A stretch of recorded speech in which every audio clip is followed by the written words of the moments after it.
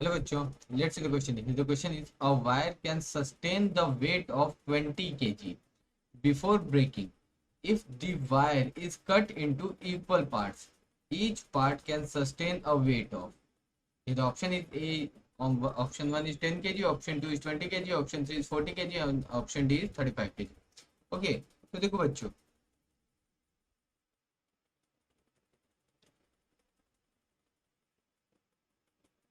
कि देखो जो हमारी क्या कहते हैं, जो ब्रेकिंग स्ट्रेस होता है ना, ये कैरेक्टरिस्टिक प्रॉपर्टी होती है किसकी, मटेरियल की। एंड देखो जो मैक्सिमम, हम बेसिकली क्या है कि जो मैक्सिमम लोड कोई भी कोई भी मटेरियल, अगर कोई कोई भी वायर उठा रहा है, तो वो क्या होता है ना, वो सस्टेन कर रहा है, मतलब जो मैक्सिमम लोड सस्टेन कर रहा है वो बेसिकली प्रॉपर्टी होती है किसकी, मटेरियल की प्रॉपर्टी होती है, और वो क्रॉस सेक्शनल एरिया पे डिपेंड करता है। ठीक है, कि दो maximum load can sustain, maximum maximum load which a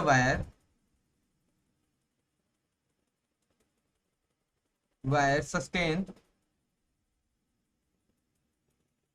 is the property of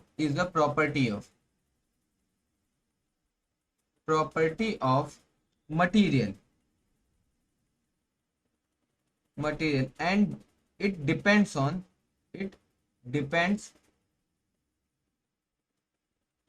area.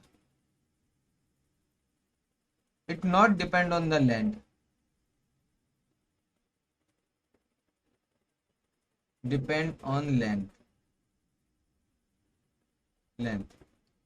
Okay, तो देखो कि हमारा जो वायर है, पहले ये जो वायर है ये एल लेंथ का है। L area of cross section इसका ए है, इसका लेंथ एल है। अगर हमने इसको कट करके दो इक्वल पार्ट बना दिए, L/2 और एक और L/2, ठीक है, बट इसका क्या है, एरिया तो सेम है, एरिया सेम है, और ये मैक्सिमम लोड कितना उठा सकता है, ये मैक्सिमम लोड यहाँ 20 kg उठा रहा है। तो ये उसके मटेरियल पे कि ये किससे मिलके बना हुआ है और उसका एरिया ऑफ क्रॉस सेक्शन कितना है, ना कि वो इस पे डिपेंड नहीं करता एल पे, क्योंकि हमारा जो ब्रेकिंग स्ट्रेस का फॉर्मूला होता है सिग्मा इज इक्वल टू कितना होता है, फोर्स अपॉन एरिया। देखो एरिया हमारा सेम है और मटेरियल हमारा सेम है, तो लोड भी हमारा कितना होगा, वो सेम ही बियर करेगा, यानी सेम लोड सस्टेन कर लेगा। तो ये भी हमारा कितना लोड सस्टेन कर लेगा, तो इसे हम कह सकते हैं 20 kg।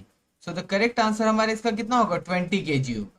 Okay, so the maximum load it can sustain when the area is same and the material is same, but length is divided half, it will sustain the same amount of load. Okay, so here the option second is correct. Best of luck.